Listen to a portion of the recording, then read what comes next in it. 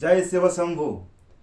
এই দীপাবলি কালী পুজো, এই দীপাবলি কালী পুজোতে একটা ঘোর অমাবস্যাতে কালী পুজো হয়। তো এই একটা অমাবস্যা মা কালী আসে ভক্তদেরকে আলোর পথ দেখিয়ে নিয়ে যেতে। যারা জানে তারা কিন্তু মায়ের আরাধনা করে থাকে, আর মা তাদেরকে আলোর পথ দেখিয়ে ভালো পথে নিয়ে যায়।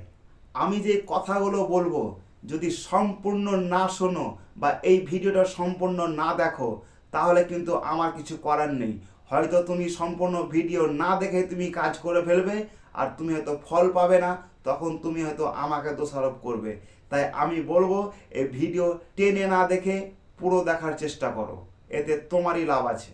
তো তুমি যদি চাও যে আমিও জীবনে কিছু করতে চাই, কালী পুজো রাত্রে একটি মন্ত্র তুমি পাঠ করতে পারো, তোমার জীবনের যে কোনো বাধা, যে কোনো সমস্যা দূর হয়ে যাবে।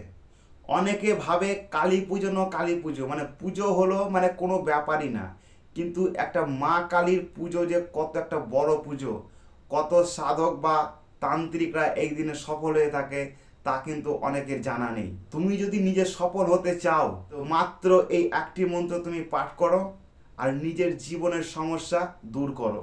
মাকে খুশি করার জন্য অনেক মন্ত্র আছে, তার মধ্যে আমি একটা উদাহরণস্বরূপ বলছি। ওম ক্রিং ক্রিং কালিকায় নমঃ। এটা হলো একটা উদাহরণস্বরূপ।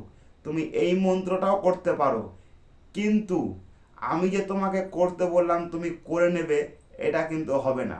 মন্ত্র তোমার গুরুর কাছ থেকে তোমাকে নিতে হবে, তবেই তোমার সেই মন্ত্র কাজে দেবে। অনেকেই আছে যে দীক্ষা নেয়নি, কিন্তু এই মন্ত্র জপ করতে চায়, তাদেরও রাস্তা আছে।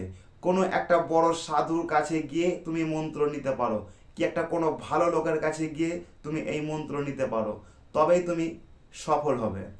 কিন্তু আর একটা কথা, মন্ত্র পাঠের সময় যেন কোনো ভুল উচ্চারণ না হয়, না তো তোমার ক্ষতি হয়ে যাবে। তোমাকে মাথায় রাখতে হবে যেন মন্ত্র সঠিক হয়, তবেই কিন্তু তুমি ফল লাভ করতে পারবে। এবার আমি বলবো মন্ত্র পাঠের নিয়ম। এই মন্ত্রটা তুমি কিভাবে পাঠ করবে সেই নিয়মগুলো আমি বলে দেব। তুমি হয়তো ভাবছো কোনো ফাঁকা জায়গা বা শ্মশান ঘাট যে কোনো জায়গায় যেতে বলবো, কিন্তু না, আমি তোমাকে ঘরে বসেই এই মন্ত্র পাঠ করাবো।